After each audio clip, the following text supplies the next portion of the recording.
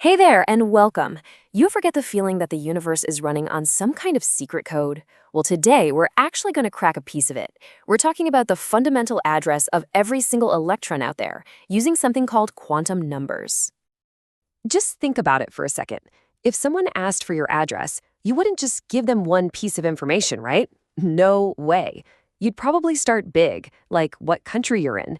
Then you'd narrow it down to your state, then your city, your street, and finally, your specific house number.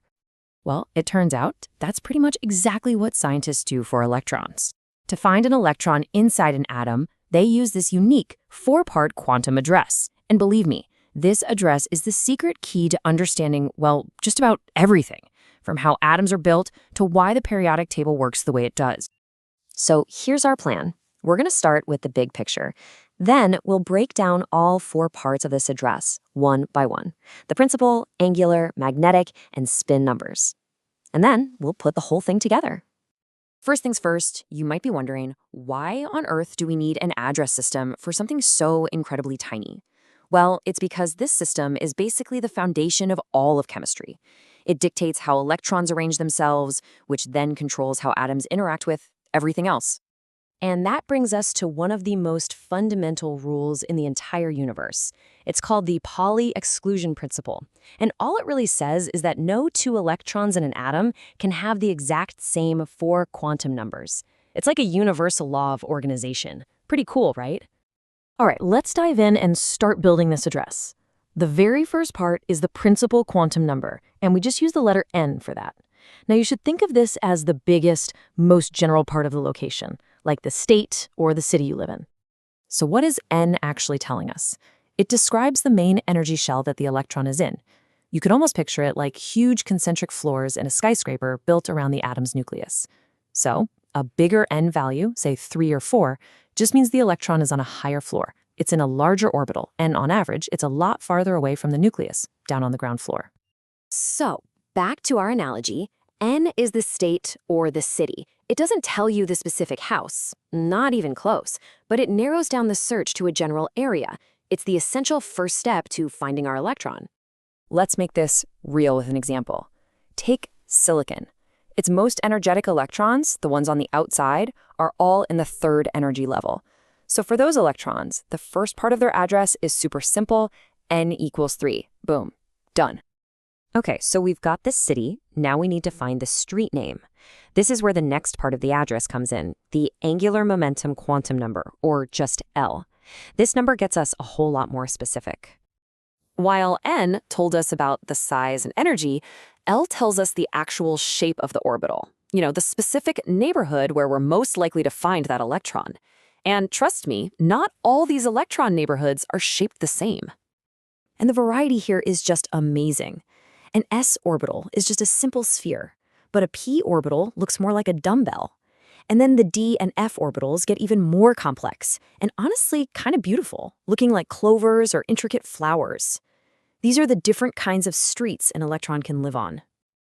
And here's the code. Each shape corresponds to a number. That simple sphere, the s orbital, has an L value of 0. The dumbbell p orbital is L equals 1, and so on. So if we go back to our silicon electron, we know it's in a p orbital. That means its L value is 1. Our address is now N equals 3, L equals 1. We've found the street. So we have the city, and we have the street name. What's next? The house number, of course. And that is the job of the magnetic quantum number, or ML. So what does this one do? Well, it tells us which way that orbital shape is pointing in 3D space. Is that dumbbell shape lying flat on the x-axis? Or is it standing up on the y-axis? Or pointing out on the z-axis? That's the question LM answers for us. Okay, now this is where it gets really interesting. It turns out that one type of street can have multiple houses. A p orbital street, for example, can be pointed in 3 totally different ways in space, just like you see here. And we give these different orientations the ML values of -1, 0, and +1. Each one is a totally separate orbital, a different house on the very same street. So let's just lock this analogy in. The principal number N is the city, the angular number L tells us the shape of the street, and now the magnetic number ML gives us the specific house number on that street. See how we're zeroing in? We've done it. We've found the house. But wait, our address still isn't quite complete. There's one last, crucial detail we need, and this one doesn't describe the house. It describes the resident living inside. This is the spin quantum number, ms. You see, every single electron has this built-in property called spin. It's a bit weird, but you can kind of picture it as the electron spinning on its axis, which creates a tiny magnetic field. It's a fundamental property of the electron itself, almost like being left-handed or right-handed. And there are only two options here. It can either be spin up, which gets the value plus 1/2, or spin down, which is negative 1/2. And here's the really important rule. Each orbital, each house, can only hold 2 electrons max. And if it has 2, they must have opposite spins. It's like a universal roommate rule. You can't have 2 spin-up residents in the same house. One has to be up, one has to be down. And that's it. That's the whole shebang. We have all 4 parts. We've got the city, the street, the house number, and the specific resident.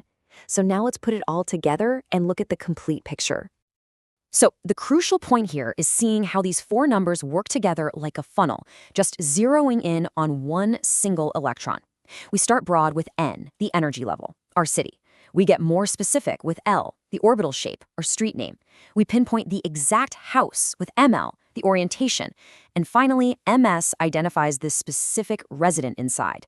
Together, they create a totally unique ID for that one electron. And that is the beautiful, elegant, organizing principle that sits at the very heart of quantum mechanics. It's this perfect system of rules that makes it impossible for any 2 electrons in an atom to ever be in the exact same state.